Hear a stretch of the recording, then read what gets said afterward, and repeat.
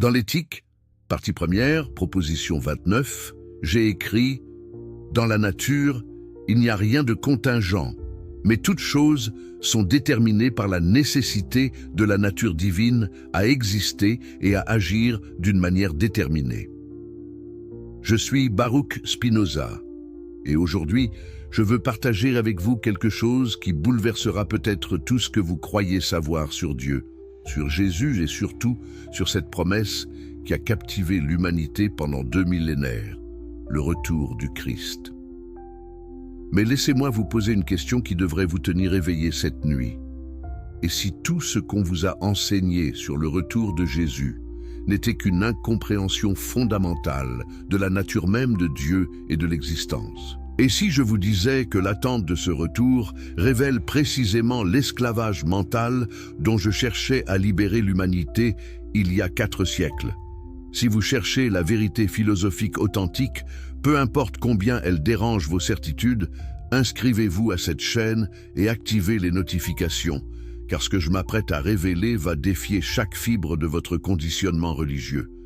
Permettez-moi d'être parfaitement clair dès le départ. Quand les chrétiens parlent du retour de Jésus, de la seconde venue, du jugement dernier, ils imaginent un événement dans le temps, une intervention divine spectaculaire qui fracturera l'histoire humaine en 2 époques distinctes. Ils attendent un homme-dieu descendant littéralement des nuages, séparant les justes des damnés, établissant un royaume millénaire. Mais pourquoi cette croyance persiste-t-elle avec une telle ténacité? Parce qu'elle nourrit ce dont l'être humain superstitieux a le plus besoin, l'illusion d'un Dieu personnel qui s'intéresse à ses souffrances individuelles, qui interviendra miraculeusement pour corriger les injustices terrestres, qui récompensera la foi et punira les sceptiques. C'est exactement cette conception anthropomorphique de Dieu que j'ai passé ma vie à démanteler, page après page, argument après argument, démonstration géométrique après démonstration géométrique. Dans le traité théologico-politique, chapitre 6, j'ai établi que les miracles, c'est-à-dire les événements dont les causes naturelles nous sont inconnues, ne peuvent en aucune façon nous donner la connaissance de Dieu, mais au contraire nous privent même de la connaissance que nous pouvons en avoir par les choses naturelles. Comprenez-vous l'implication radicale de cette affirmation? Je ne dis pas simplement que les miracles sont rares ou difficiles à vérifier. Je dis qu'ils sont conceptuellement impossibles si nous comprenons correctement ce que Dieu signifie véritablement. Or, le retour de Jésus tel que décrit dans l'Apocalypse, les évangiles synoptiques et les épîtres pauliniennes, n'est-il pas présenté comme le miracle des miracles? Le moment où toutes les lois naturelles seront suspendues, où les morts ressusciteront physiquement, où le cosmos lui-même sera transformé? Comment cela peut-il être compatible avec une compréhension rationnelle de Dieu? Laissez-moi vous expliquer pourquoi l'attente du retour de Jésus représente la forme la plus sophistiquée d'esclavage mental que l'humanité ait jamais inventée. Imaginez un océan infini, sans rivage, sans surface, sans fond. Cet océan n'a pas de conscience séparée, pas de volonté distincte, pas d'intention personnelle. Il existe simplement, nécessairement, éternellement, selon sa propre nature. Les vagues qui se forment à sa surface ne sont pas des entités séparées de l'océan.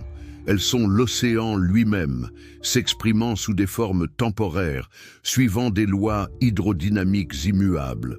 Une vague ne peut pas décider de revenir après avoir disparu. Elle n'a jamais été séparée de l'océan pour commencer. Elle était l'océan, elle est l'océan, elle sera toujours l'océan. C'est exactement la relation entre Dieu, que j'appelle la substance infinie, et tous les êtres particuliers, que j'appelle les modes finis. Jésus de Nazareth, s'il a existé historiquement, était un mode fini de la substance unique, tout comme vous, tout comme moi, tout comme chaque grain de sable et chaque étoile lointaine. Mais attendez, me direz-vous. Spinoza, es-tu en train de nier la divinité du Christ ? Es-tu en train de réduire Jésus à un simple mortel sans signification spirituelle?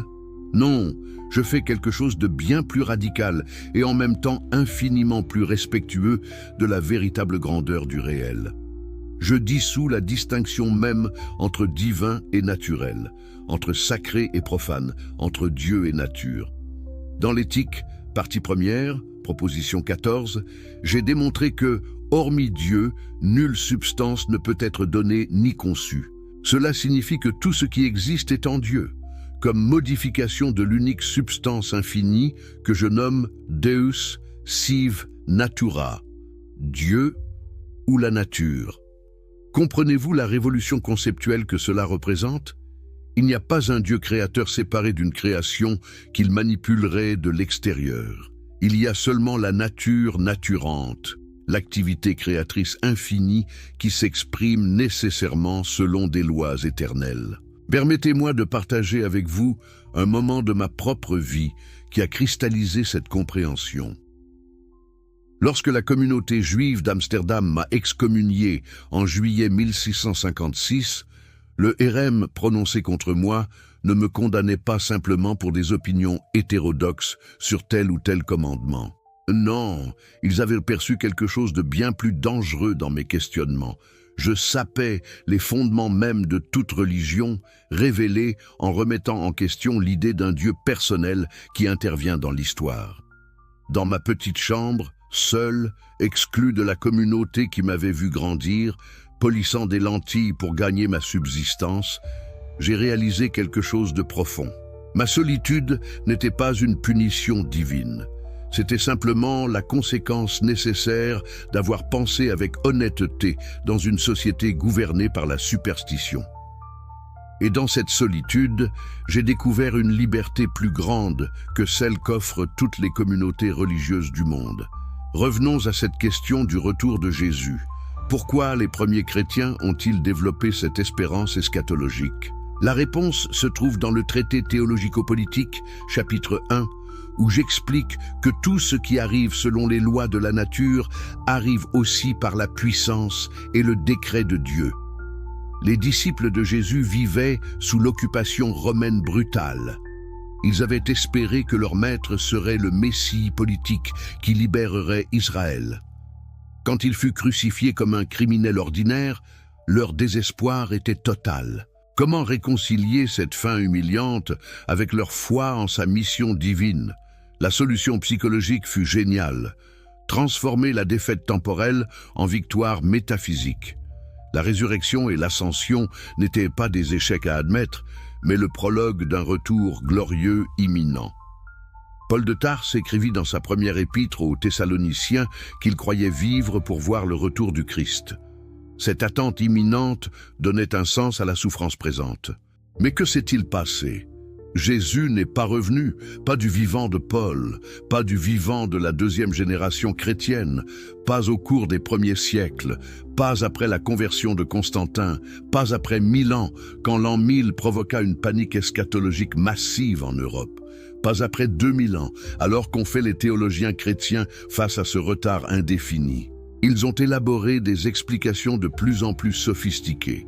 Le retour est retardé pour permettre l'évangélisation du monde entier. Un jour pour Dieu est comme 1000 ans. Nous devons interpréter symboliquement plutôt que littéralement. Mais posez-vous cette question fondamentale. Pourquoi un Dieu omniscient et omnipotent créerait-il une attente qu'il n'a aucune intention de satisfaire selon le calendrier promis? Pourquoi générer 2 millénaires d'espoirs déçus, de prophéties ratées, de calculs apocalyptiques erronés? Dans l'éthique, partie première, proposition 15, j'ai démontré que tout ce qui est en Dieu, et rien ne peut sans Dieu être ni être conçu. Cette proposition élimine complètement la possibilité d'un être divin qui serait ailleurs, au-delà, dans un royaume céleste séparé, attendant le bon moment pour intervenir spectaculairement dans l'histoire humaine. Dieu n'est pas dans un lieu.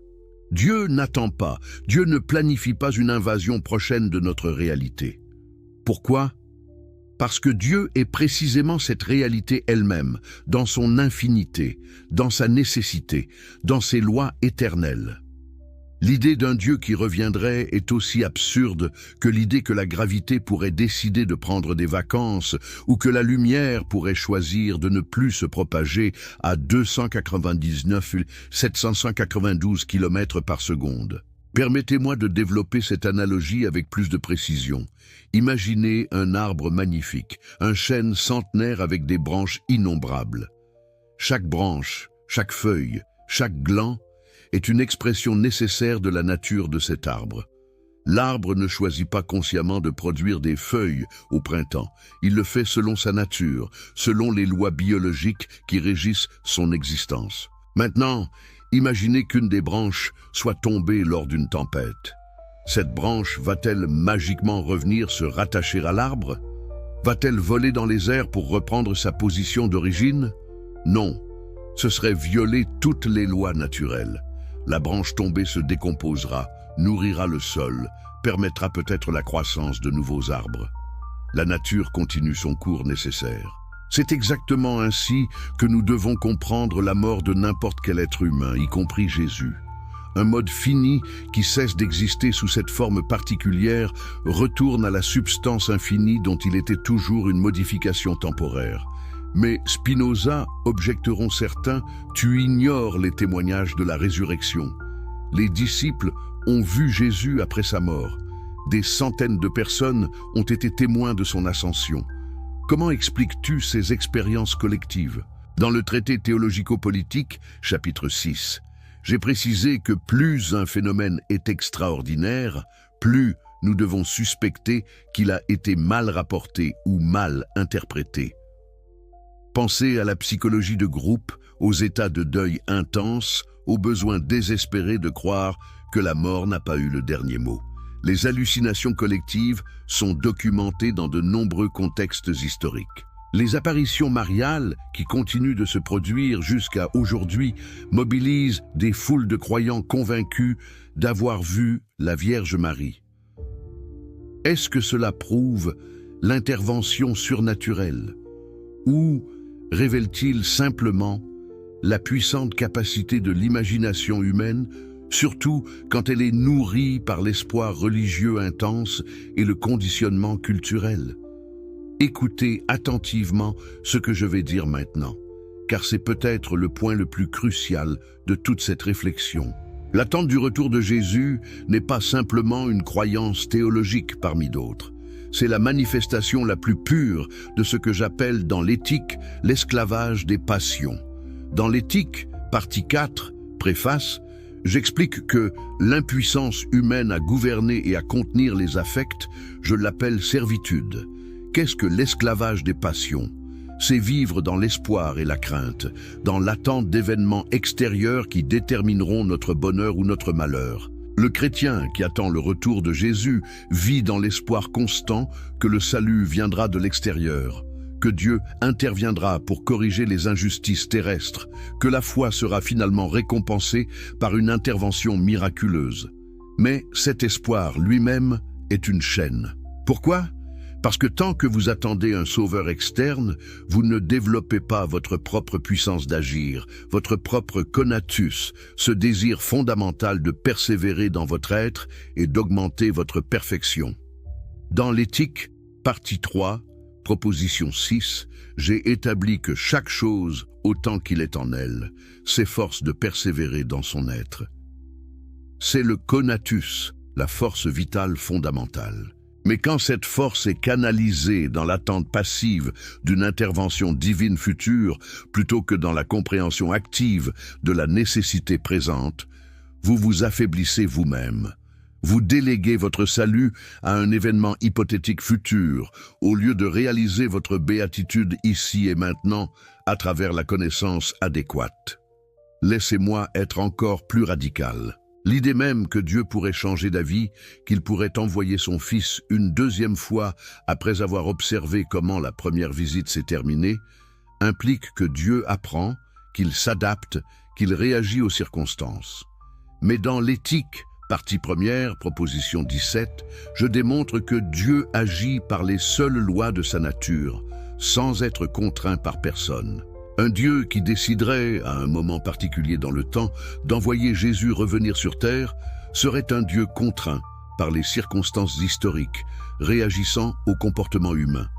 Ce ne serait plus le Dieu absolument infini que la raison nous oblige à concevoir, mais plutôt une sorte de super-humain cosmique, un roi céleste capricieux qui ajuste ses plans selon les résultats. Est-ce vraiment ce que les théologiens les plus sophistiqués veulent affirmer quand ils parlent de Dieu? Réfléchissez à ceci. Descartes, mon prédécesseur dont j'ai à la fois admiré et critiqué le travail, maintenait encore la séparation radicale entre res cogitant et res extensa, entre l'esprit et la matière. Il croyait en un Dieu créateur qui aurait pu créer un monde différent s'il l'avait voulu. Mais moi, dans l'éthique, partie première, proposition 33, j'ai réfuté cette position en démontrant que les choses n'ont pu être produites par Dieu d'aucune autre manière, ni dans un autre ordre qu'elles ne l'ont été. Tout ce qui existe, existe nécessairement. Tout ce qui arrive, arrive nécessairement. Il n'y a pas de contingence dans la nature. Le fait que Jésus soit né à Nazareth au 1er siècle qu'il ait prêché en Galilée, qu'il ait été crucifié à Jérusalem, tout cela découle nécessairement de la chaîne infinie des causes et des effets qui constituent l'ordre éternel de la nature. Et tout comme sa venue n'était pas le résultat d'une décision divine libre, mais l'expression nécessaire de la nature, son non-retour n'est pas une attente à combler, mais simplement la continuation nécessaire de l'ordre naturel. Mais posons-nous une question plus profonde encore. Pourquoi l'humanité a-t-elle un tel besoin de ce genre d'espérance eschatologique? Ce n'est pas unique au christianisme. Le judaïsme attend le Messie. L'islam attend le Mahdi et le retour d'Issa, leur nom pour Jésus. Le bouddhisme attend Maitreya, le Bouddha futur. L'hindouisme attend la 10e incarnation de Vishnu.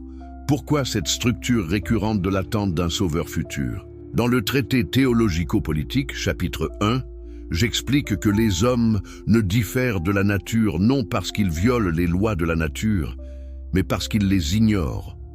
L'espérance eschatologique naît précisément de cette ignorance. Ne comprenant pas les véritables causes de leur souffrance, ne saisissant pas les lois nécessaires qui gouvernent l'existence humaine, les gens projettent leurs espoirs sur un futur imaginaire où quelqu'un d'autre résoudra magiquement tous les problèmes. C'est une forme de fuite, une fuite de la responsabilité de comprendre, une fuite de l'effort nécessaire pour passer de l'imagination confuse à la connaissance adéquate. Dans l'éthique, partie 2, proposition 40, Scolie 2, j'établis 3 genres de connaissances. Le premier genre, l'imagination, procède par expérience vague et signes confus. Le deuxième genre, la raison, procède par notions communes et idées adéquates des propriétés des choses. Le troisième genre, la science intuitive, procède de l'idée adéquate de l'essence formelle de certains attributs de Dieu à la connaissance adéquate de l'essence des choses. L'attente du retour de Jésus reste prisonnière du premier genre de connaissance. Elle imagine un événement futur basé sur des récits confus, des espoirs émotionnels, des peurs existentielles. Elle ne s'élève jamais à la compréhension rationnelle de pourquoi ces croyances existent et ce qu'elles révèlent sur la condition humaine. Permettez-moi de partager une autre expérience personnelle qui illustre ce point. Quand j'ai commencé à écrire l'éthique, je savais que ce travail ne serait pas publié de mon vivant. J'ai vécu dans la semi-clandestinité, sachant que mes idées étaient trop dangereuses pour l'establishment religieux et politique de mon époque. Mais jamais je n'ai espéré qu'un jour, un sauveur viendrait miraculeusement valider mon travail ou punir mes persécuteurs. Au contraire, j'ai trouvé ma béatitude dans l'acte même de comprendre, dans la contemplation de la vérité éternelle sous l'aspect de l'éternité, sub specie aeternitatis. Cette expression latine que j'utilise fréquemment dans l'éthique signifie voir les choses telles qu'elles sont réellement, dans leur nécessité éternelle, libérées des préoccupations temporelles et des affects passionnels. Alors, comment devrions-nous comprendre Jésus de Nazareth du point de vue spinoziste? Était-il simplement un homme comme les autres? Était-il un imposteur? Un fou? Non, je dirais plutôt ceci. Jésus était probablement un homme qui avait atteint un degré remarquable de compréhension intuitive, ce troisième genre de connaissance dont je parle. Il avait perçu l'unité fondamentale de toute existence. Quand il parlait du royaume de Dieu, il ne parlait pas d'un royaume politique futur, mais d'une réalité présente, accessible à travers la transformation intérieure. Quand il disait « le royaume de Dieu est en vous », il exprimait exactement ce que je veux dire quand je parle de la béatitude qui découle de la connaissance adéquate de Dieu. Mais ses disciples, prisonniers du premier genre de connaissance, ont interprété ces enseignements à travers le prisme de leurs attentes messianiques juives. Ils ont transformé une sagesse intemporelle en un programme eschatologique temporel. Regardez comment Paul de Tarse a transformé le message de Jésus. Dans ses épîtres, l'enseignement éthique devient secondaire par rapport à la théologie de la mort expiatoire et de la résurrection. Pourquoi? Parce que Paul avait besoin de justifier sa propre conversion dramatique, son propre statut d'apôtre aux gentils. Il a construit une théologie complexe de la chute, du péché originel, de la rédemption par le sacrifice sanglant, du retour glorieux. Cette théologie est ingénieuse, cohérente dans sa propre logique interne, mais elle repose entièrement sur l'idée d'un Dieu personnel qui se met en colère, qui exige des sacrifices, qui planifie des interventions historiques. C'est précisément le genre d'anthropomorphisme que je rejette catégoriquement. Dans le traité théologico-politique, chapitre 4, j'analyse comment les prophètes bibliques adaptaient leur message aux capacités intellectuelles et aux préjugés de leur audience. Ils utilisaient des images, des métaphores, des anthropomorphismes, parce que les masses ne pouvaient pas comprendre la vérité philosophique pure. Mais l'erreur fatale est survenue quand les générations suivantes ont pris ces adaptations pédagogiques pour des vérités littérales. Les images métaphoriques du retour du Christ dans les nuages du jugement, avec séparation des brebis et des boucs de la nouvelle Jérusalem descendant du ciel, tout cela devait être compris comme des symboles d'état spirituel, de transformation de conscience. Mais au lieu de cela, on a construit toute une eschatologie littérale qui attend des événements physiques impossibles. Maintenant, laissez-moi aborder une objection que je peux anticiper. Spinoza, me direz-vous, si tu nies la possibilité du retour de Jésus, si tu rejettes tous les miracles, si tu affirmes que tout arrive nécessairement selon les lois naturelles, ne détruis-tu pas tout espoir, tout sens, toute possibilité de transcendance? N'est-ce pas une philosophie désespérément froide et mécanique qui réduit l'existence humaine à un déterminisme sans âme? C'est exactement le contraire. Dans l'éthique, partie 5, proposition 42, j'affirme que la béatitude n'est pas la récompense de la vertu, mais la vertu elle-même. La béatitude, cette joie suprême qui vient de la connaissance adéquate de Dieu, n'est pas quelque chose que vous recevrez après la mort si vous avez été suffisamment obéissant. Elle est disponible maintenant, dans cette vie, à travers la transformation de votre compréhension. Comparons deux personnes. La première personne vit dans l'attente constante du retour de Jésus. Elle scrute les signes des temps, elle lit les prophéties bibliques avec frénésie, elle voit dans chaque crise mondiale l'accomplissement des prédictions apocalyptiques. Son bonheur dépend de cette attente. Sa vie présente n'a de sens que comme prélude à cet événement futur glorieux. Mais les décennies passent, l'attente se prolonge.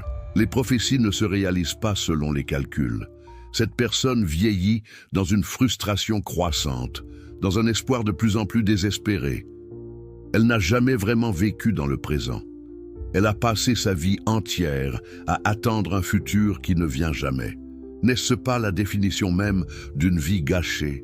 Maintenant, considérez une deuxième personne qui a étudié l'éthique, qui a compris que Deus sive natura signifie que tout ce qui existe est déjà divin, que chaque moment présent est éternel, qu'en vue sub specie aeternitatis. Cette personne ne perd pas son temps à attendre des interventions miraculeuses.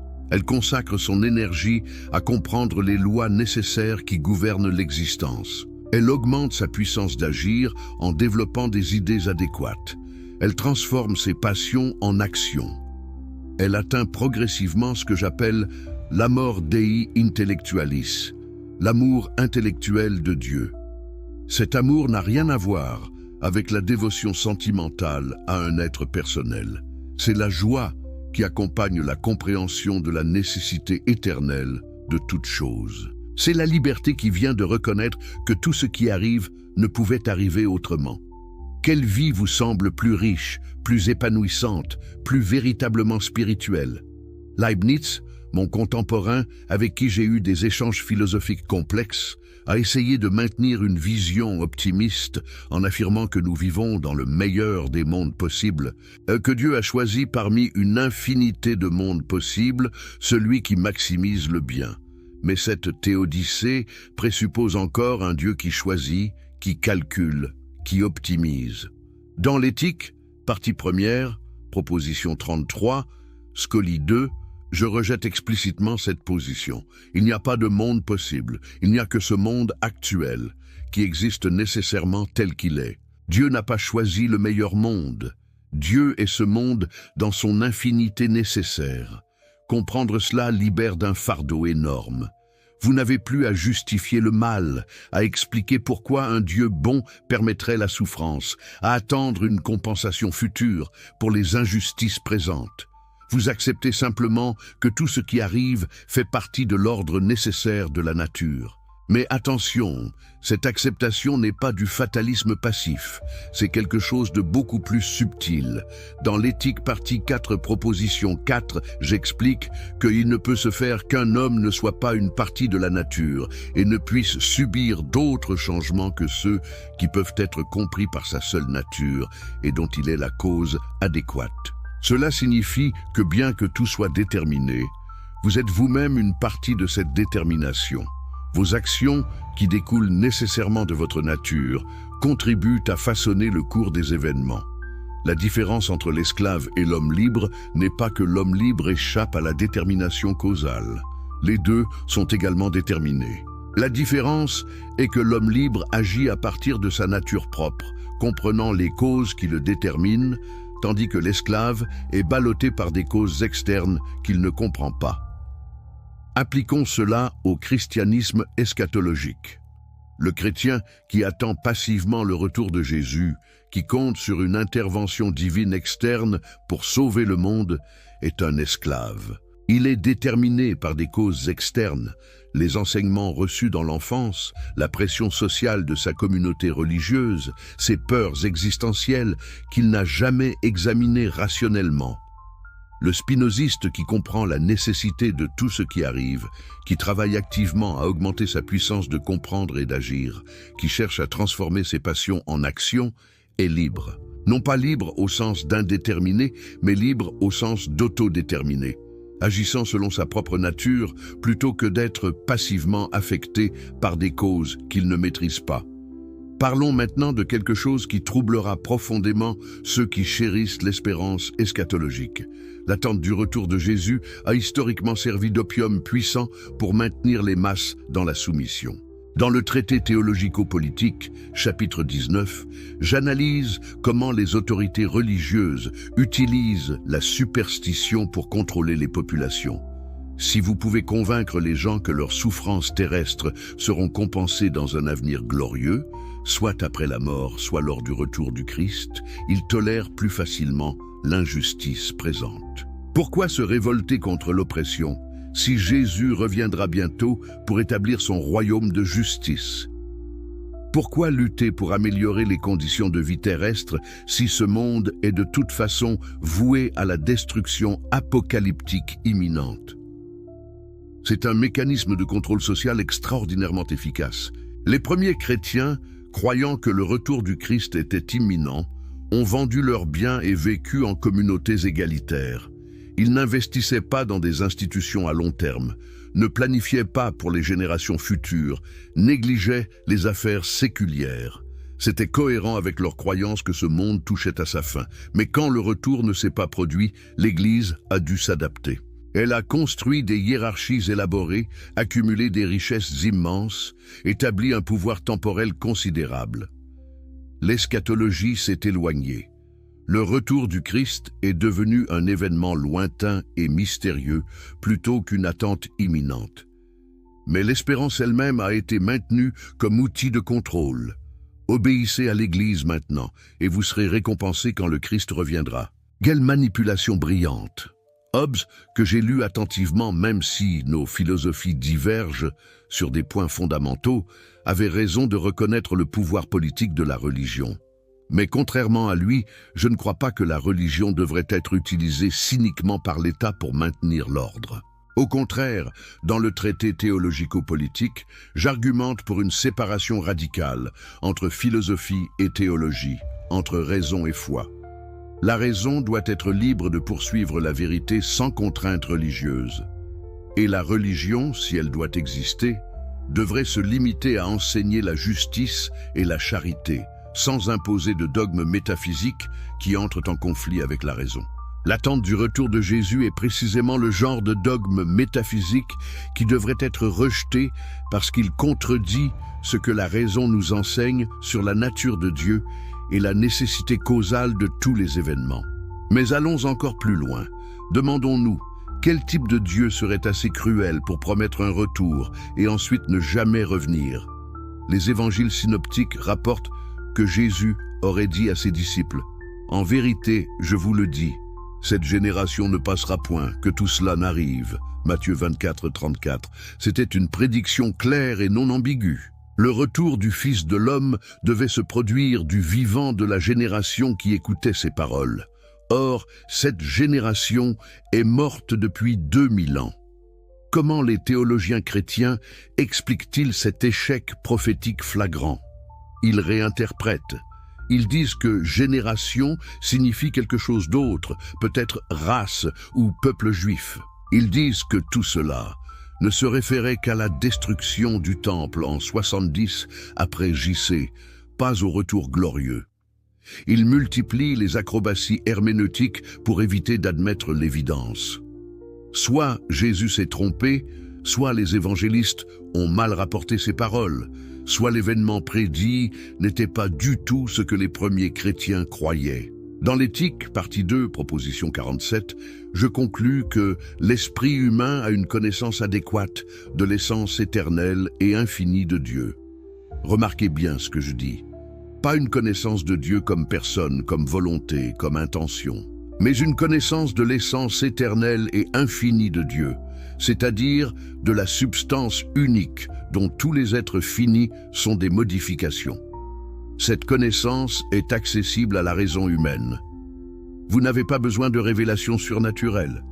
Vous n'avez pas besoin que Jésus revienne pour vous expliquer les mystères divins.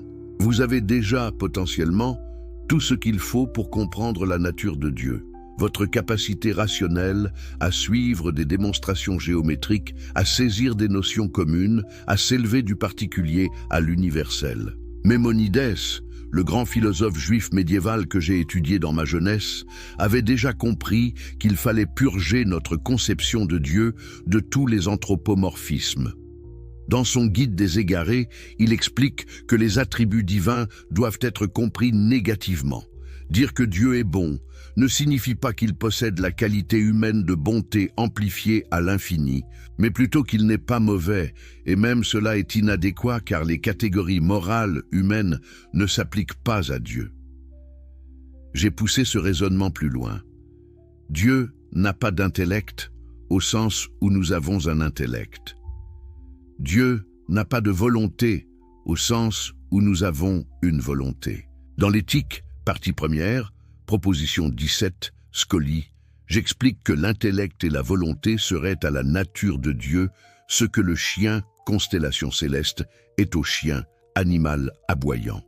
Ce sont des homonymes, des mots qui sonnent pareils, mais désignent des réalités totalement différentes. Si Dieu n'a pas d'intellect ni de volonté au sens humain, alors l'idée que Dieu pourrait décider d'envoyer son Fils revenir à un moment particulier dans l'histoire s'effondre complètement.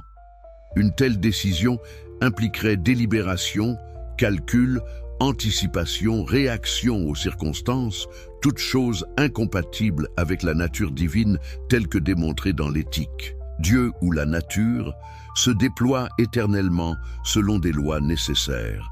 Il n'y a pas de moment dans le temps où Dieu change soudainement ses plans. Le temps lui-même n'est qu'une mesure du mouvement, une façon pour les êtres finis de comprendre la succession des modifications. Mais du point de vue de l'éternité sub specie à eternitatis, tout coexiste simultanément dans la nécessité de la substance infinie. Permettez-moi de partager une troisième expérience personnelle qui éclaire ces réflexions. Vers la fin de ma vie, alors que ma santé déclinait à cause de la poussière de verre inhalée durant mes années de polissage de lentilles, je n'ai jamais prié pour une guérison miraculeuse. Je n'ai jamais espéré qu'un Dieu personnel interviendrait pour prolonger mes jours. J'ai accepté ma mort prochaine avec la même sérénité que j'acceptais chaque événement de ma vie, comme une nécessité découlant de ma nature et des causes externes qui affectaient mon corps. Cette acceptation n'était pas de la résignation morbide, c'était la liberté qui vient de comprendre que ma mort, tout comme ma vie, faisait partie de l'ordre éternel de la nature.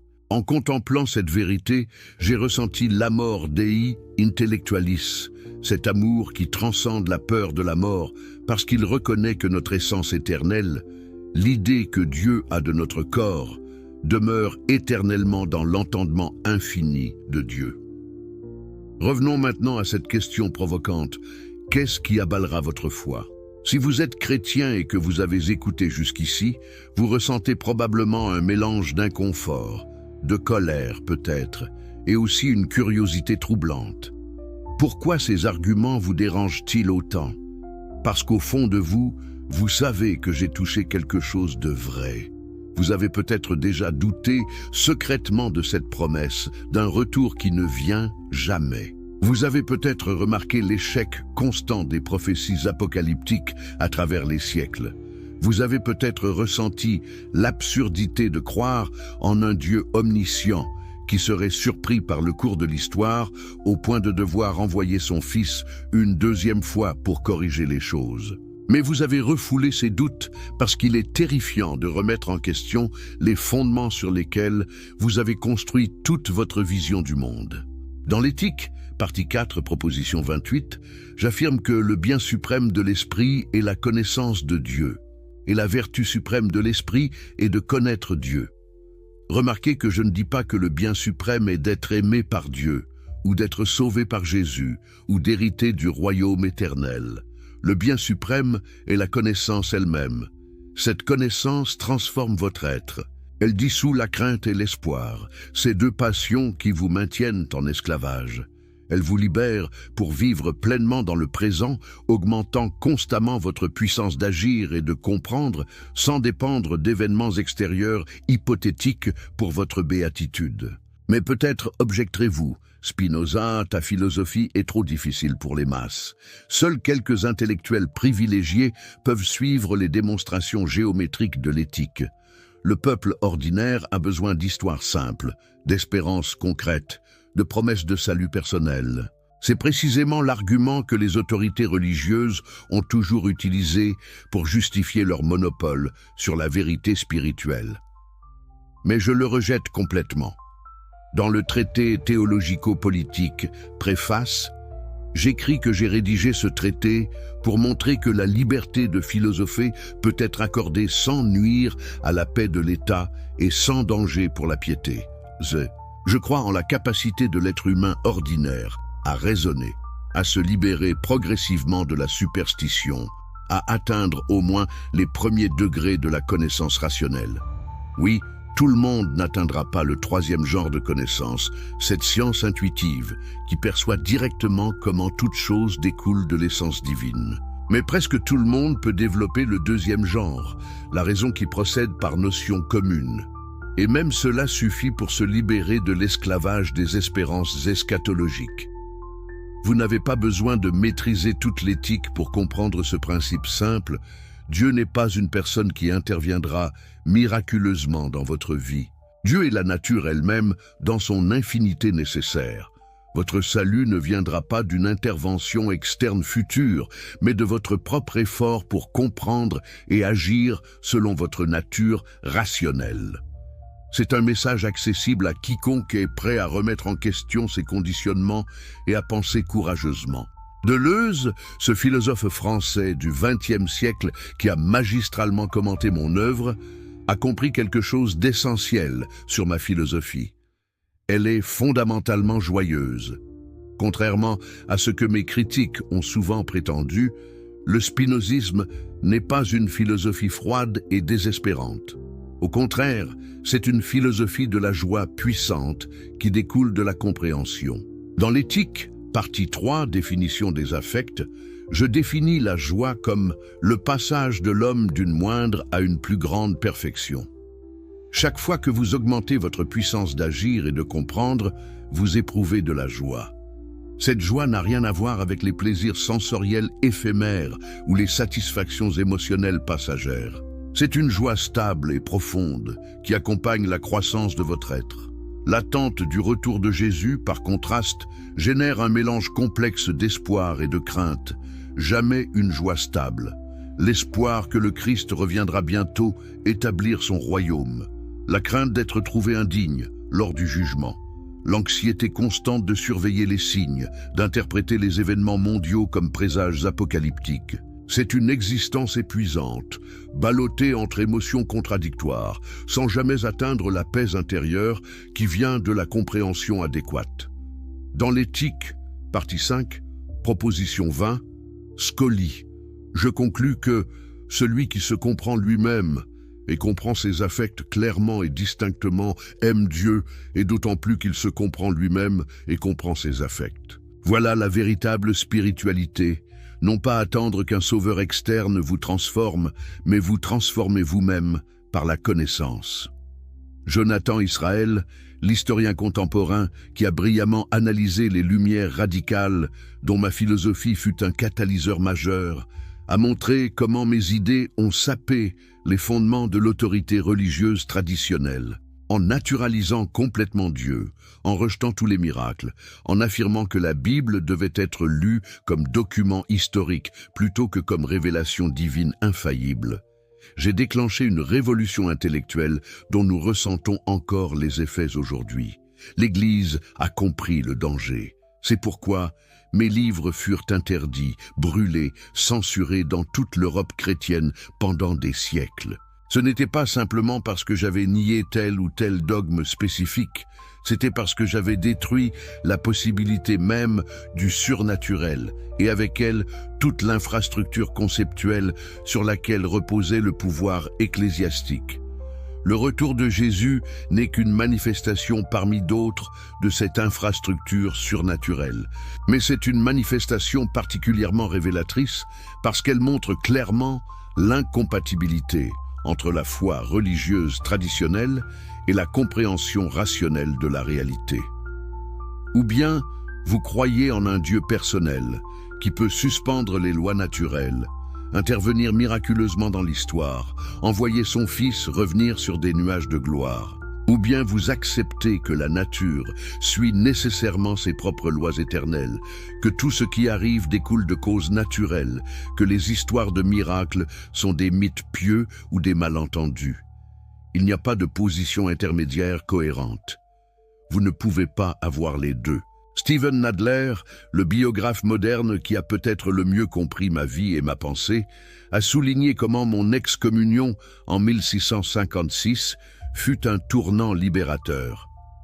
Exclu de la communauté juive, je n'avais plus aucune raison de modérer mes conclusions philosophiques.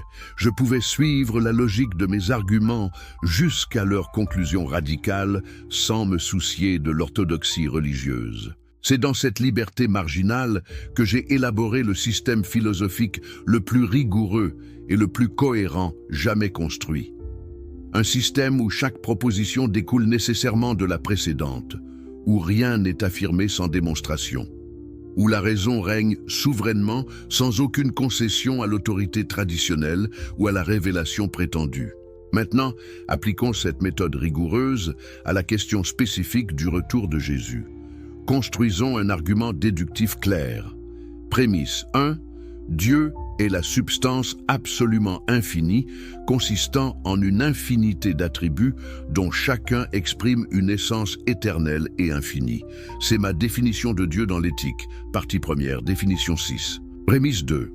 De la nature divine, une infinité de choses en une infinité de modes doivent nécessairement suivre. Est-ce que vous voyez la force de cet argument ? Il ne repose pas sur des témoignages historiques douteux ou des incohérences textuelles dans les Écritures. Il procède directement de la nature de Dieu telle que la raison nous oblige à la concevoir. Si vous acceptez que Dieu est la substance infinie dont tout découle nécessairement, vous devez logiquement rejeter toute possibilité d'intervention miraculeuse contingente, y compris le retour eschatologique du Christ. Il n'y a pas d'échappatoire à cette conclusion. Vous pouvez la nier, mais seulement en abandonnant la cohérence rationnelle. Alors que nous approchons de la fin de cette réflexion, je veux que vous considériez honnêtement où vous vous situez. Avez-vous vécu votre vie dans l'attente passive d'un sauveur externe? Avez-vous délégué votre croissance spirituelle à une intervention divine hypothétique? Avez-vous passé vos précieuses années terrestres à espérer un futur imaginaire au lieu de réaliser votre perfection présente? Si c'est le cas, je ne vous juge pas. Vous êtes le produit de conditionnements puissants, de traditions anciennes, de structures sociales qui vous ont maintenu dans cette croyance. Mais maintenant, vous avez été exposé à une alternative. Vous avez entendu la voix de la raison pure, défiant les superstitions confortables. La question n'est plus « Quand Jésus reviendra-t-il » La vraie question est « Allez-vous continuer à vivre dans l'illusion ou allez-vous avoir le courage de penser par vous-même » Dans le traité théologico-politique, devise latine, j'ai choisi ces mots de Jean, première épître 4,13. Nous connaissons que nous demeurons en Dieu et Dieu en nous, en ce qu'il nous a donné de son esprit. Remarquez que même dans un texte chrétien, il y a cette intuition profonde que Dieu n'est pas séparé de nous, que nous demeurons en Dieu et Dieu en nous. C'est exactement ce que signifie ma formule Deus sive natura. Nous ne sommes pas séparés de Dieu attendant son intervention externe. Nous sommes des modes de Dieu, des expressions de la substance divine, et c'est dans la compréhension de cette unité que se trouve notre béatitude. Ne vous attendez plus à ce que Jésus revienne sauver le monde.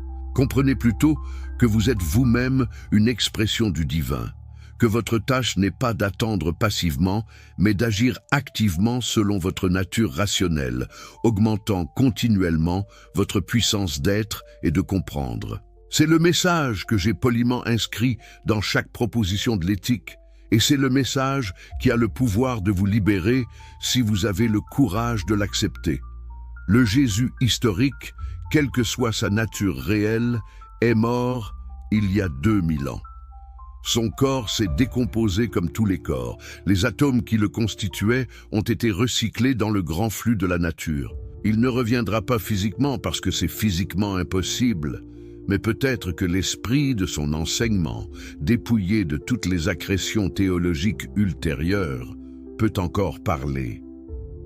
Quand Jésus enseignait l'amour, il ne parlait pas d'une émotion sentimentale, il parlait peut-être de ce que j'appelle l'amor dei intellectualis. Quand il parlait du royaume de Dieu, il ne prophétisait pas un événement eschatologique futur, il décrivait peut-être un état de conscience accessible dans le présent. Quand il appelait à la transformation intérieure, il ne promettait pas qu'un sauveur externe viendrait faire le travail à votre place. Il vous mettait au défi de devenir vous-même, l'agent de votre propre transformation. Voilà la véritable seconde venue que je vous propose. Non pas l'attente vaine d'un événement surnaturel impossible, mais la réalisation présente que vous portez en vous la capacité de vous libérer, de comprendre, de croître en perfection. Chaque moment où vous remplacez une idée inadéquate par une idée adéquate, vous expérimentez une mini-résurrection. Chaque fois que vous transformez une passion en action, vous participez à votre propre salut. Chaque progrès dans la compréhension de la nécessité éternelle de toute chose vous rapproche de la béatitude qui ne dépend d'aucun événement externe. Au début de cette exploration, j'ai cité l'éthique, partie première, proposition 29. Dans la nature, il n'y a rien de contingent, mais toutes choses sont déterminées par la nécessité de la nature divine à exister et à agir d'une manière déterminée. Comprenez-vous maintenant le sens profond de cette proposition? Le retour de Jésus ne peut pas être un événement contingent que Dieu pourrait choisir de réaliser ou non. S'il devait se produire, il se serait déjà produit, nécessairement. Le fait qu'il ne s'est pas produit pendant 2000 ans n'est pas un retard temporaire, mais une impossibilité nécessaire. La nature suit son cours éternel, sans intervention miraculeuse, sans exception aux lois causales, sans retour dramatique de personnages historiques morts depuis longtemps. Retour du Christ, ma philosophie représente un défi existentiel majeur. Mais n'est-ce pas précisément dans ces moments de crise conceptuelle que la véritable croissance devient possible? Dans l'éthique, partie 4, proposition 18, Scully, j'explique que le désir qui naît de la joie est, toute chose égale d'ailleurs, plus fort que le désir qui naît de la tristesse. Autrement dit, vous ne devez pas abandonner vos anciennes croyances par peur ou par désespoir, mais par la joie plus grande que procure une compréhension plus adéquate de la réalité. La vérité n'est pas une punition, c'est une libération. Considérez la physique quantique moderne, cette science qui aurait semblé pure magie à mes contemporains du XVIIe siècle. Les physiciens ont découvert que la matière n'est pas substantiellement différente de l'énergie, que les particules sont aussi des ondes, que l'observateur et l'observé sont inextricablement liés. N'est-ce pas remarquablement similaire à ma proposition que la pensée et l'étendue sont deux attributs de la même substance unique? Dans l'éthique, partie 2, proposition 7, j'affirme que l'ordre et la connexion des idées sont identiques à l'ordre et la connexion des choses. Ce que nous appelons esprit et ce que nous appelons corps ne sont pas deux substances séparées miraculeusement unies. Ce sont deux aspects d'une seule et même réalité vus sous des attributs différents. La science moderne confirme ce que la raison philosophique avait déjà démontré il y a 4 siècles. Pourquoi est-ce pertinent pour notre discussion sur le retour de Jésus? Parce que cela illustre comment la connaissance authentique progresse. Elle ne procède pas par révélations surnaturelles qui contredisent la raison. Elle avance par l'application rigoureuse de la méthode rationnelle, construisant progressivement une compréhension cohérente du réel. Si un événement aussi extraordinaire que le retour physique d'un homme mort depuis 2000 ans devait réellement se produire, il devrait être explicable par des lois naturelles que nous ne comprenons pas encore par la suspension miraculeuse des lois naturelles. Mais les chrétiens ne revendiquent pas que le retour de Jésus sera un phénomène naturel extraordinaire. Ils affirment explicitement qu'il sera surnaturel, transcendant toutes les lois de la nature. Et c'est précisément là que leur croyance devient rationnellement insoutenable. Permettez-moi d'aborder une dimension psychologique souvent négligée.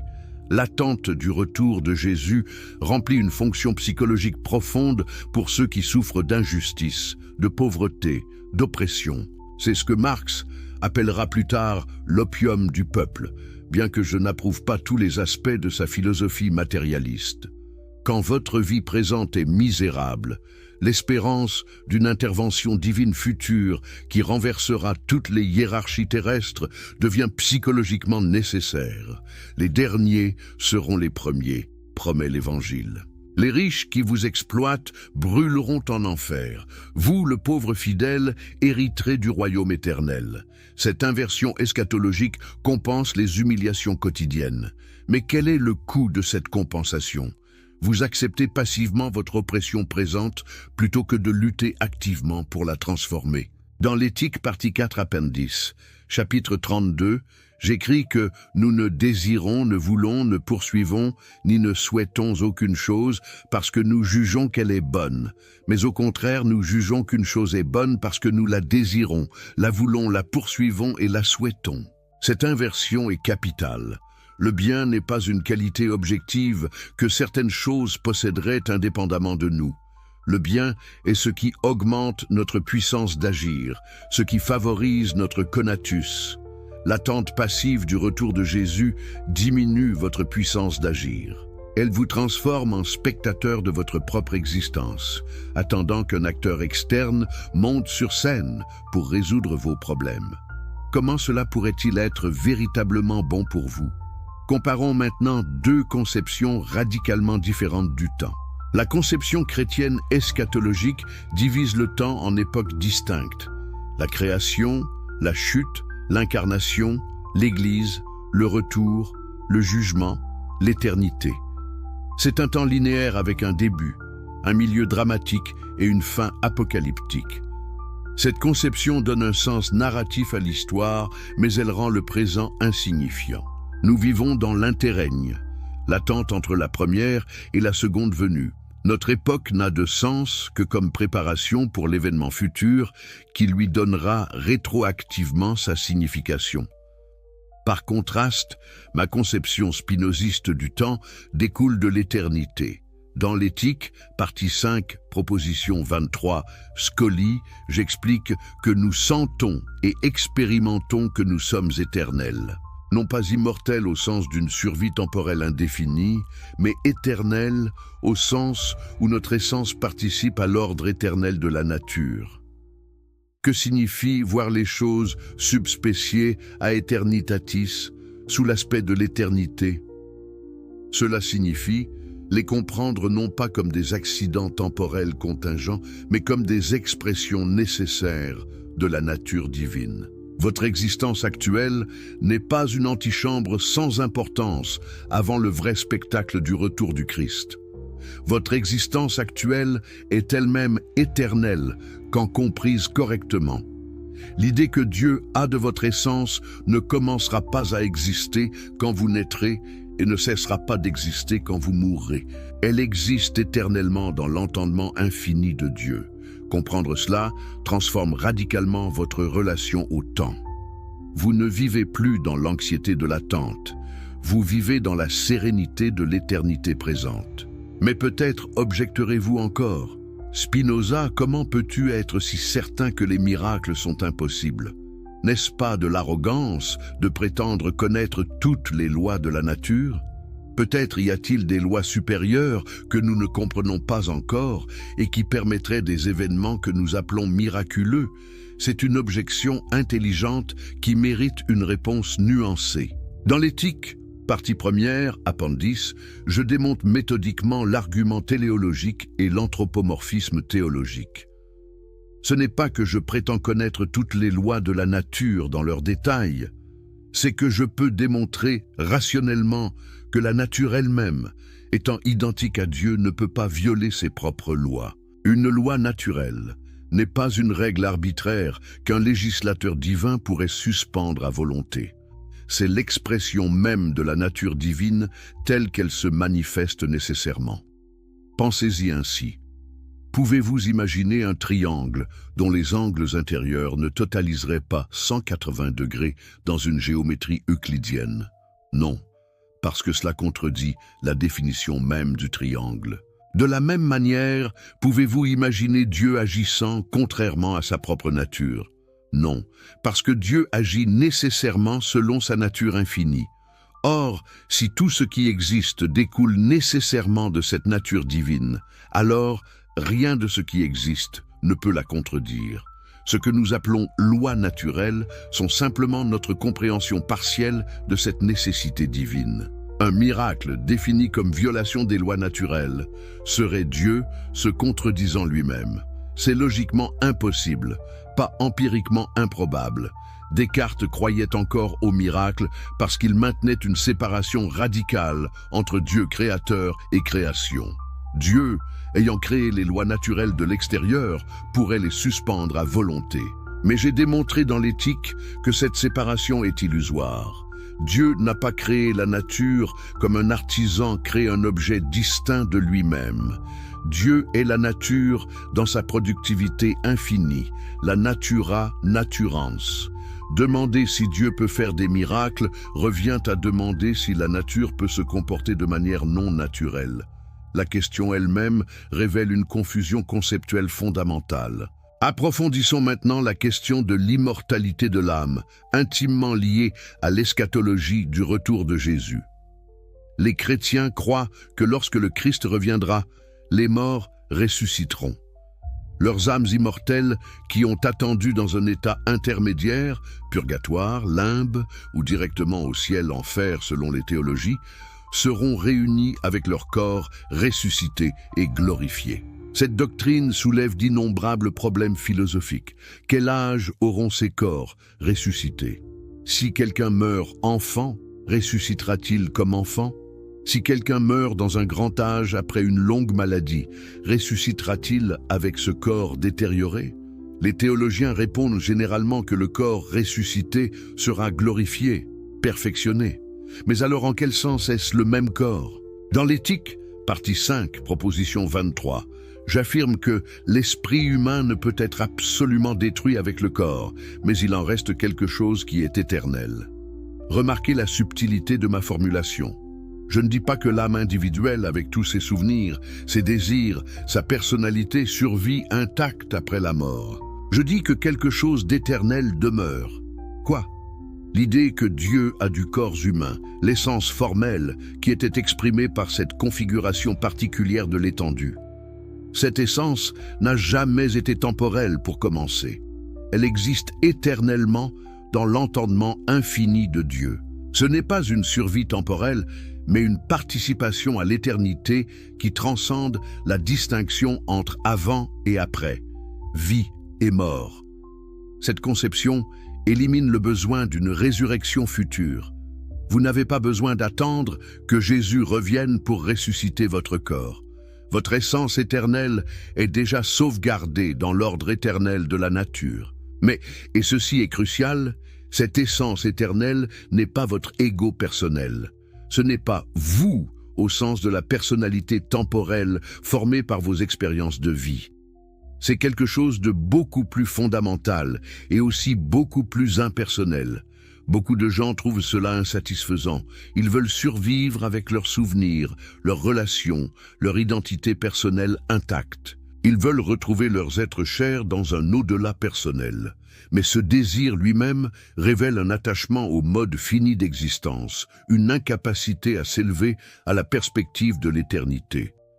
Les stoïciens, particulièrement Marc Aurèle dont j'ai admiré la sagesse pratique, avait déjà compris que la contemplation de notre place dans l'ordre cosmique dissout les anxiétés égotiques. Marc Aurèle écrivait « Tout ce qui arrive, arrive justement ». Il ne voulait pas dire que c'était moralement juste, mais que c'était conforme à la justice cosmique, à l'ordre nécessaire des choses. Ma philosophie pousse cette intuition stoïcienne à sa conclusion logique rigoureuse. Si vous comprenez réellement que tout ce qui arrive découle nécessairement de la nature divine, vous atteignez une paix qui transcende toutes les circonstances temporelles. Vous n'avez plus besoin d'attendre une compensation future pour les injustices présentes. Vous comprenez que les catégories de justice et d'injustice au niveau cosmique sont des projections anthropomorphiques. Mais attention, je ne prêche pas l'indifférence morale. Dans l'éthique partie 4, je développe une éthique substantielle basée sur la promotion de ce qui augmente notre puissance d'agir et la diminution de ce qui la réduit.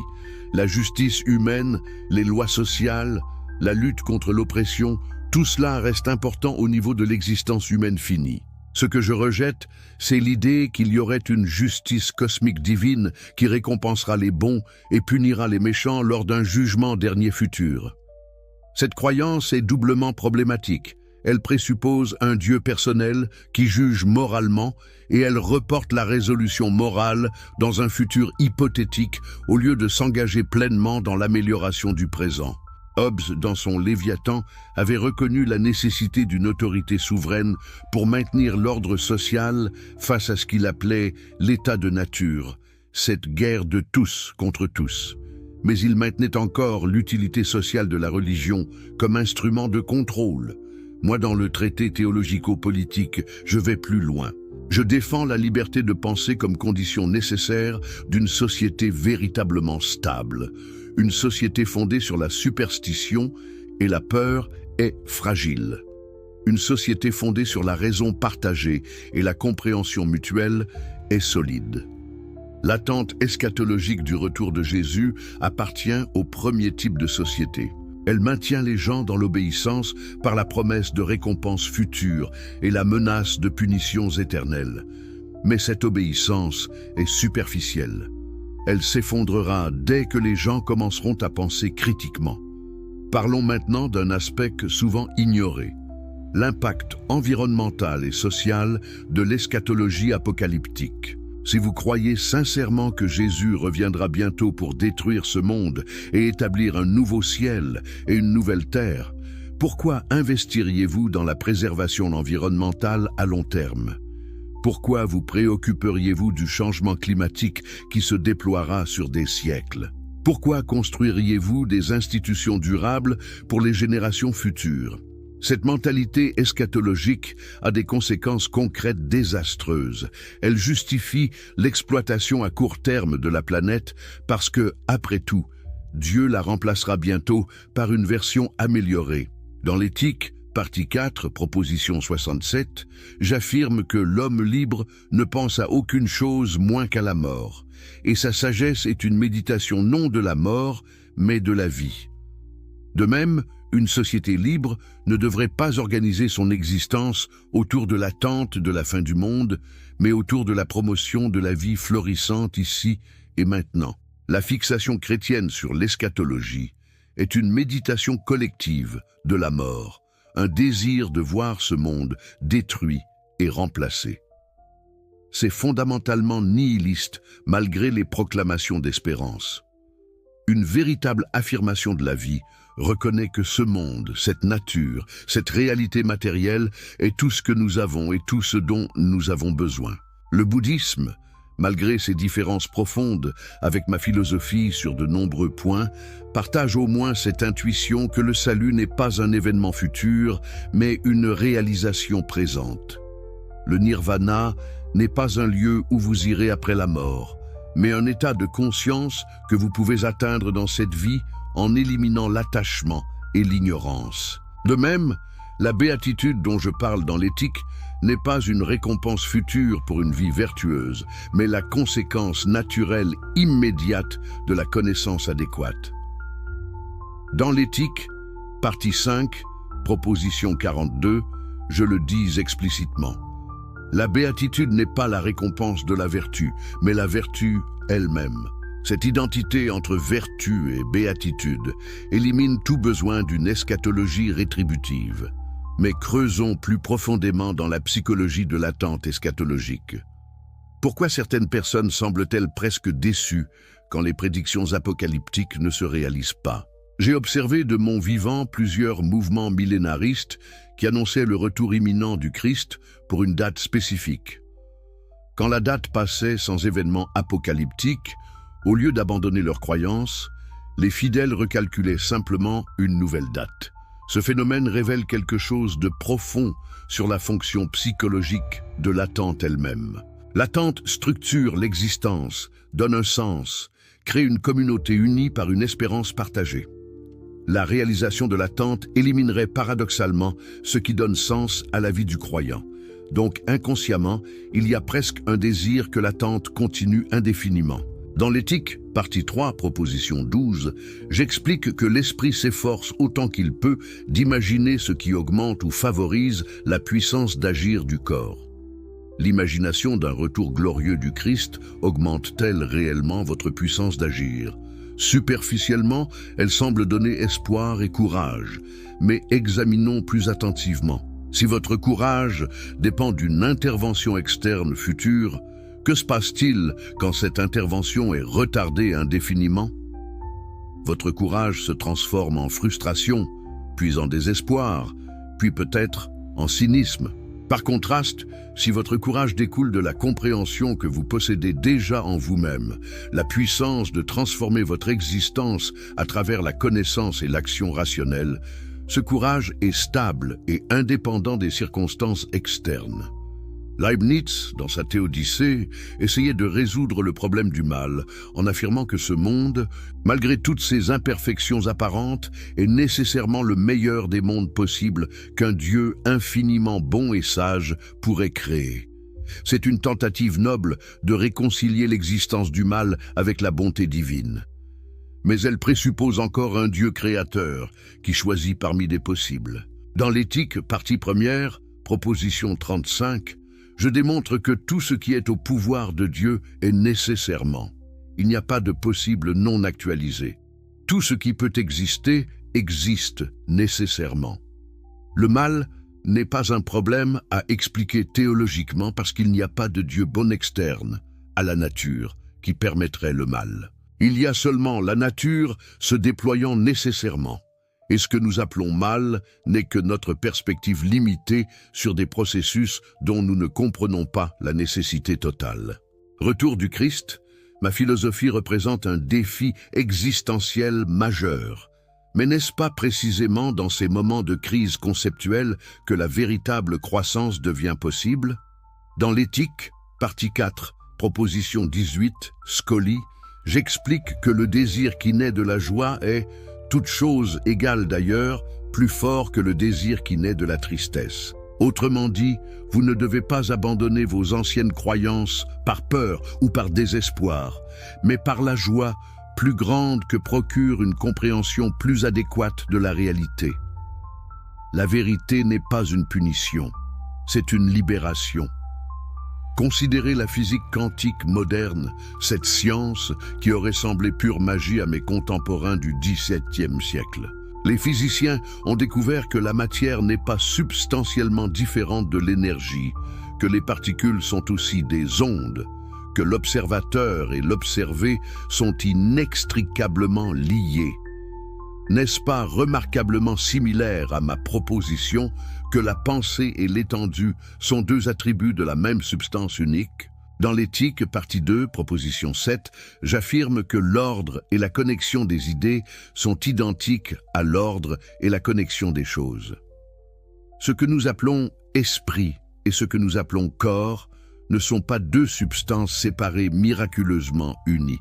Ce sont deux aspects d'une seule et même réalité vus sous des attributs différents. La science moderne confirme ce que la raison philosophique avait déjà démontré il y a 4 siècles. Pourquoi est-ce pertinent pour notre discussion sur le retour de Jésus? Parce que cela illustre comment la connaissance authentique progresse.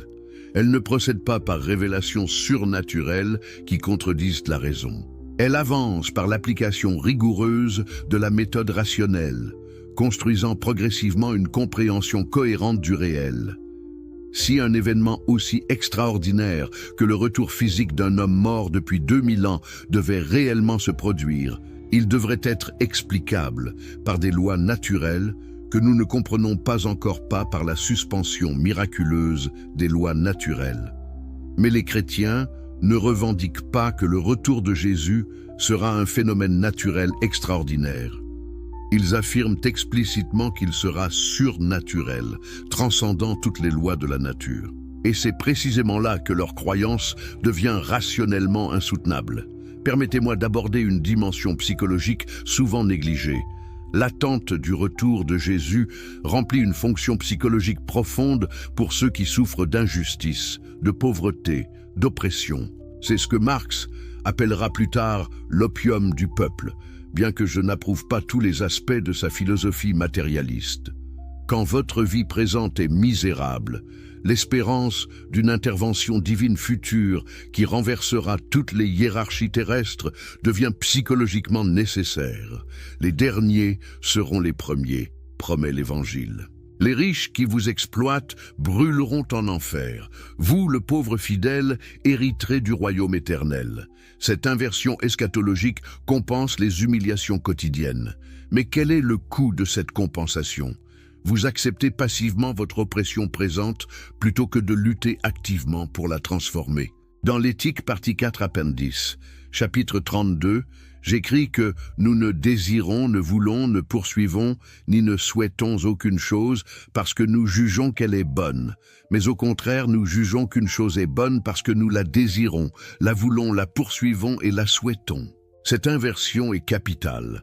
Le bien n'est pas une qualité objective que certaines choses posséderaient indépendamment de nous. Le bien est ce qui augmente notre puissance d'agir, ce qui favorise notre conatus. L'attente passive du retour de Jésus diminue votre puissance d'agir. Elle vous transforme en spectateur de votre propre existence, attendant qu'un acteur externe monte sur scène pour résoudre vos problèmes. Comment cela pourrait-il être véritablement bon pour vous? Comparons maintenant deux conceptions radicalement différentes du temps. La conception chrétienne eschatologique divise le temps en époques distinctes. La création, la chute, l'incarnation, l'Église, le retour, le jugement, l'éternité. C'est un temps linéaire avec un début, un milieu dramatique et une fin apocalyptique. Cette conception donne un sens narratif à l'histoire, mais elle rend le présent insignifiant. Nous vivons dans l'interrègne, l'attente entre la première et la seconde venue. Notre époque n'a de sens que comme préparation pour l'événement futur qui lui donnera rétroactivement sa signification. Par contraste, ma conception spinoziste du temps découle de l'éternité. Dans l'éthique, partie 5, proposition 23, Scoli, j'explique que nous sentons et expérimentons que nous sommes éternels. Non pas immortels au sens d'une survie temporelle indéfinie, mais éternels au sens où notre essence participe à l'ordre éternel de la nature. Que signifie voir les choses subspéciées à eternitatis, sous l'aspect de l'éternité?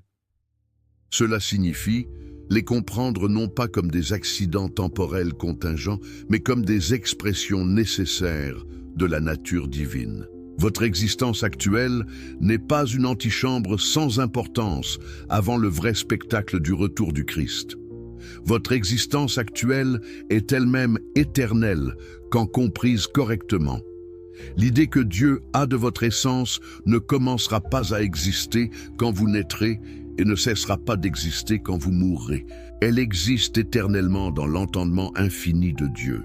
Comprendre cela transforme radicalement votre relation au temps. Vous ne vivez plus dans l'anxiété de l'attente, vous vivez dans la sérénité de l'éternité présente. Mais peut-être objecterez-vous encore. Spinoza, comment peux-tu être si certain que les miracles sont impossibles? N'est-ce pas de l'arrogance de prétendre connaître toutes les lois de la nature? Peut-être y a-t-il des lois supérieures que nous ne comprenons pas encore et qui permettraient des événements que nous appelons miraculeux. C'est une objection intelligente qui mérite une réponse nuancée. Dans l'éthique, partie première, appendice, je démonte méthodiquement l'argument téléologique et l'anthropomorphisme théologique. Ce n'est pas que je prétends connaître toutes les lois de la nature dans leurs détails, c'est que je peux démontrer rationnellement que la nature elle-même, étant identique à Dieu, ne peut pas violer ses propres lois. Une loi naturelle n'est pas une règle arbitraire qu'un législateur divin pourrait suspendre à volonté.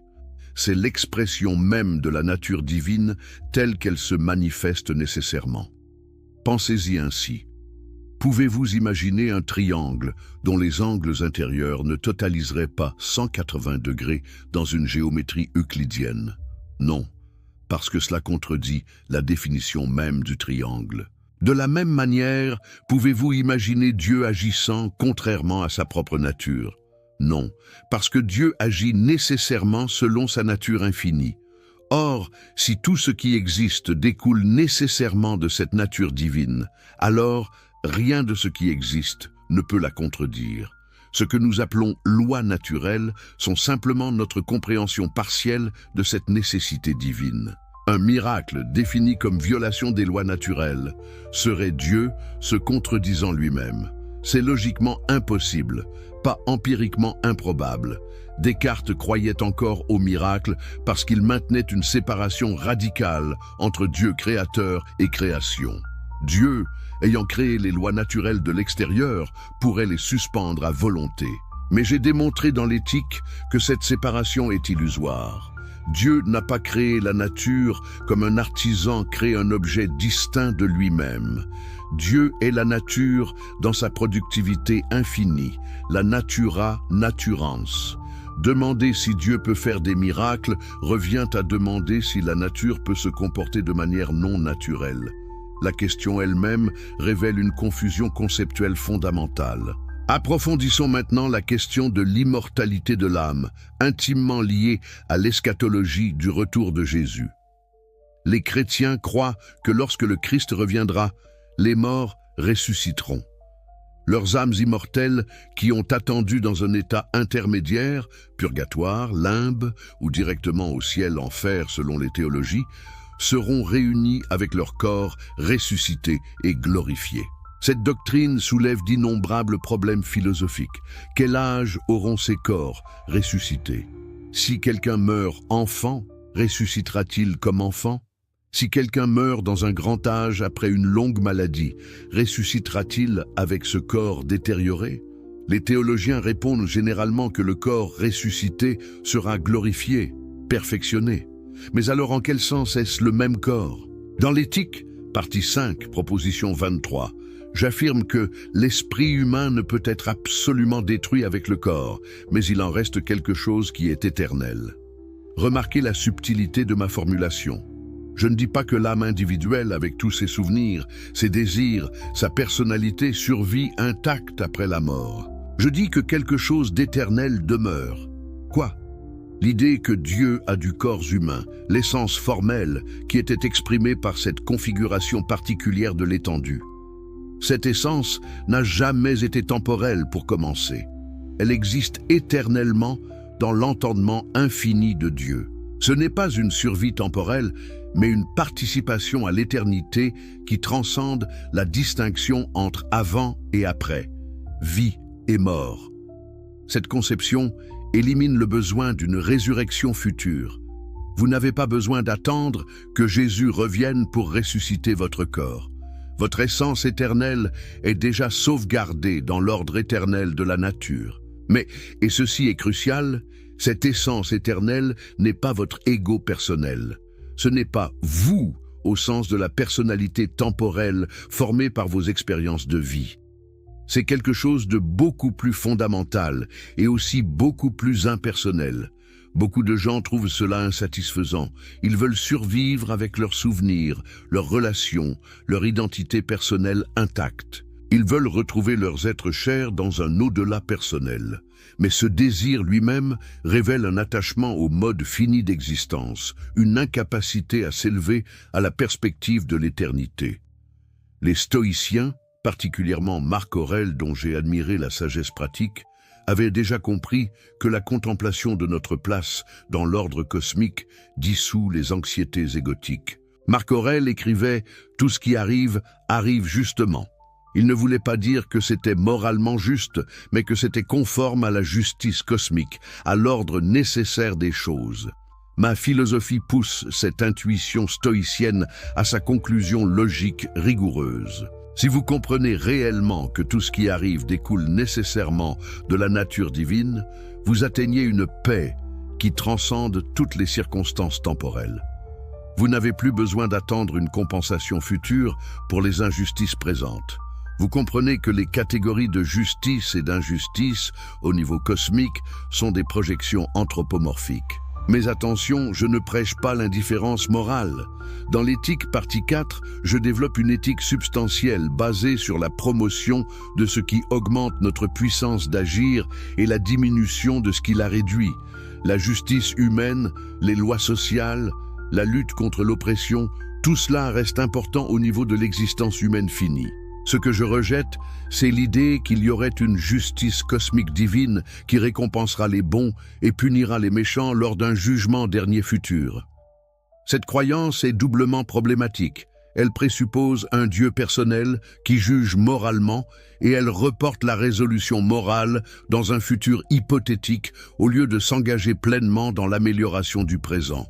Hobbes, dans son Léviathan, avait reconnu la nécessité d'une autorité souveraine pour maintenir l'ordre social face à ce qu'il appelait l'état de nature, cette guerre de tous contre tous.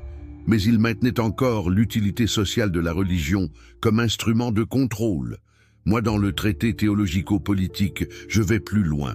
Je défends la liberté de penser comme condition nécessaire d'une société véritablement stable. Une société fondée sur la superstition et la peur est fragile. Une société fondée sur la raison partagée et la compréhension mutuelle est solide. L'attente eschatologique du retour de Jésus appartient au premier type de société.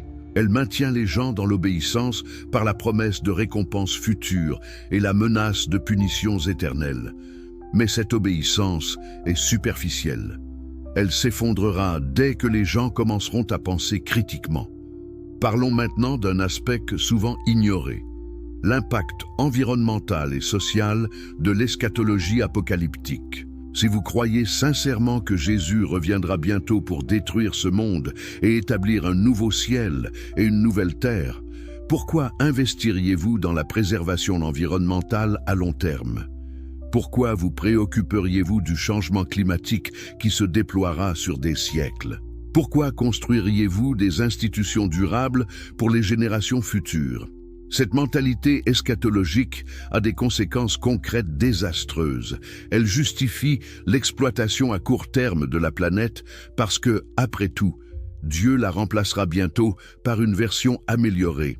Dans l'éthique, partie 4, proposition 67, j'affirme que l'homme libre ne pense à aucune chose moins qu'à la mort, et sa sagesse est une méditation non de la mort, mais de la vie. De même, une société libre ne devrait pas organiser son existence autour de l'attente de la fin du monde, mais autour de la promotion de la vie florissante ici et maintenant. La fixation chrétienne sur l'eschatologie est une méditation collective de la mort, un désir de voir ce monde détruit et remplacé. C'est fondamentalement nihiliste malgré les proclamations d'espérance. Une véritable affirmation de la vie reconnaît que ce monde, cette nature, cette réalité matérielle est tout ce que nous avons et tout ce dont nous avons besoin. Le bouddhisme, malgré ses différences profondes avec ma philosophie sur de nombreux points, partage au moins cette intuition que le salut n'est pas un événement futur, mais une réalisation présente. Le nirvana n'est pas un lieu où vous irez après la mort, mais un état de conscience que vous pouvez atteindre dans cette vie en éliminant l'attachement et l'ignorance. De même, la béatitude dont je parle dans l'éthique n'est pas une récompense future pour une vie vertueuse, mais la conséquence naturelle immédiate de la connaissance adéquate. Dans l'éthique, partie 5, proposition 42, je le dis explicitement. La béatitude n'est pas la récompense de la vertu, mais la vertu elle-même. Cette identité entre vertu et béatitude élimine tout besoin d'une eschatologie rétributive. Mais creusons plus profondément dans la psychologie de l'attente eschatologique. Pourquoi certaines personnes semblent-elles presque déçues quand les prédictions apocalyptiques ne se réalisent pas? J'ai observé de mon vivant plusieurs mouvements millénaristes qui annonçaient le retour imminent du Christ pour une date spécifique. Quand la date passait sans événement apocalyptique, au lieu d'abandonner leurs croyances, les fidèles recalculaient simplement une nouvelle date. Ce phénomène révèle quelque chose de profond sur la fonction psychologique de l'attente elle-même. L'attente structure l'existence, donne un sens, crée une communauté unie par une espérance partagée. La réalisation de l'attente éliminerait